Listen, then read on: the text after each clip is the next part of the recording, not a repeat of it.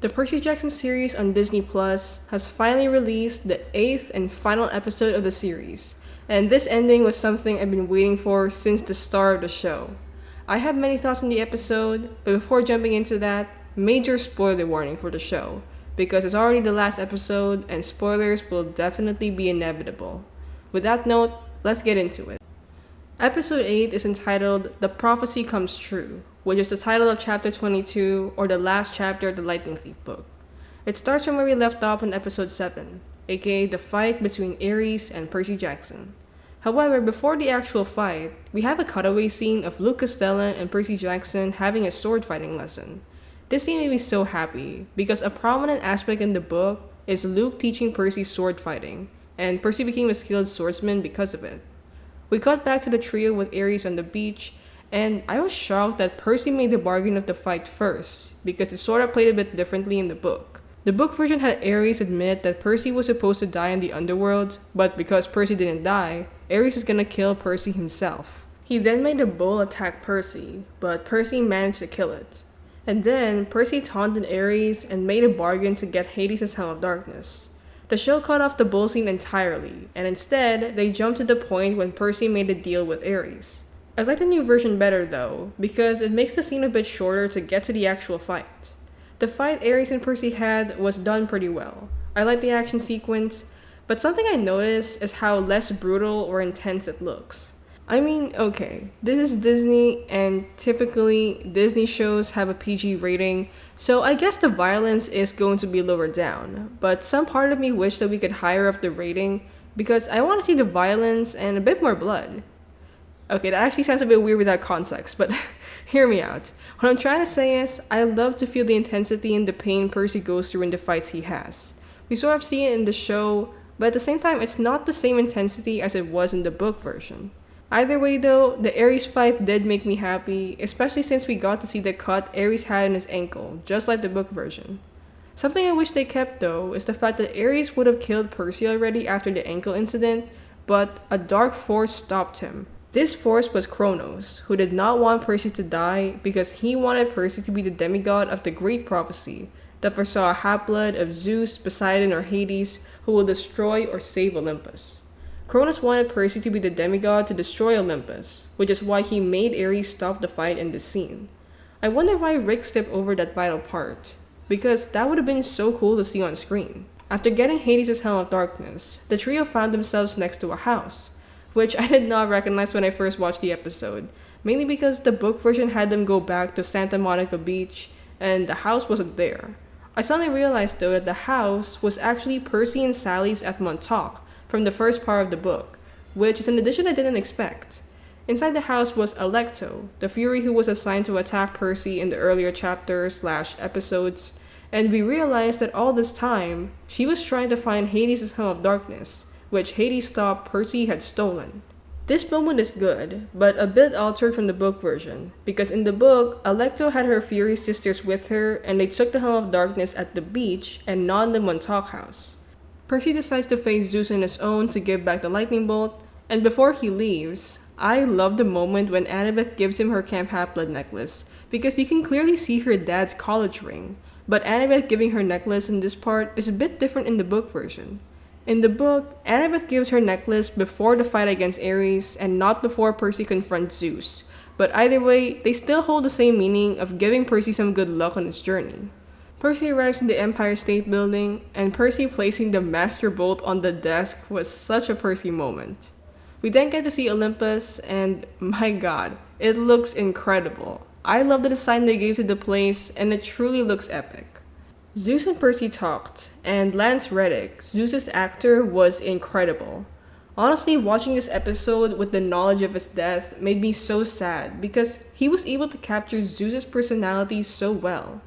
They made Zeus admit that the war against Kronos was going to happen, but that it was fine because Zeus could handle it as he already defeated Kronos before. I love how they made Zeus cockier in this version, because hubris is a common fatal flaw in the gods. It's sort of different from the book though, because the book version made Zeus deny the truth instead of accept it, which is an interesting change that highlights Zeus's pride instead. I love the speech Percy made against Zeus, and it absolutely makes Zeus angry at him. I was shook that Zeus was about to obliterate Percy on the spot, but then again, knowing that Percy was a forbidden child to begin with, Zeus pretty much wanted Percy gone to prevent the great prophecy from happening. Just as Percy was about to be destroyed by Zeus's lightning, Poseidon came in and stopped it. I absolutely love that part, and Poseidon defends Percy from Zeus and stands up for him. Zeus then leaves Percy and Poseidon to talk, and I love their conversation. I absolutely like that they kept the line, "the sea does not like to be restrained," because that was a line taken straight from the book, which Poseidon said as well. From this scene, one line actually made me tear up, and it started with Percy asked if the gods could dream, as Ares had mentioned earlier that gods do not. Poseidon said that gods do dream, and asked why Percy was asking. Percy then says the most heartbreaking line I've ever heard in the episode. He said, "Do you ever dream about mom?" Like, damn, that just cut my heart. And Toby Stephens, or Poseidon's actor, absolutely nailed the reaction. His facial expression just says it all, and it's clear that Poseidon does dream about Sally. It's so heartbreaking, and I wish they took this opportunity to mention the best quote Poseidon gave us in this book. There he had said, "Your mother is a queen among women. I had not met such a mortal woman in 1,000 years."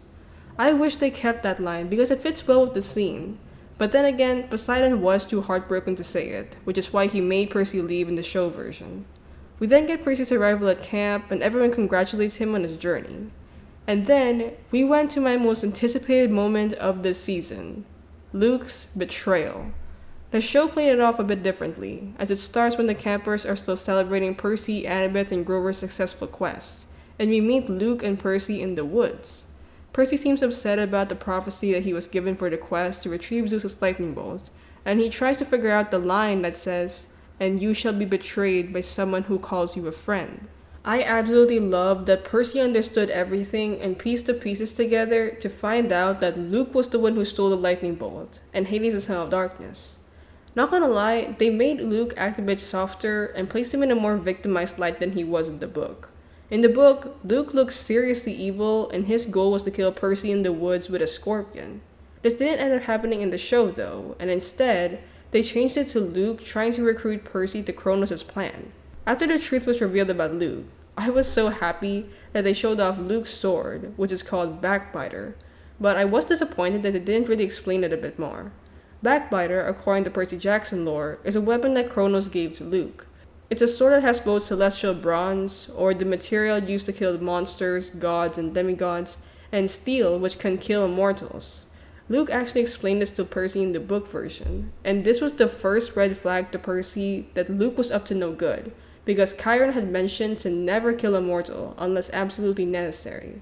Something fans have commented about this episode is the fact that Backbiter has this new power of opening portals, and though I was a bit shocked about this too, this was not a new concept in the book.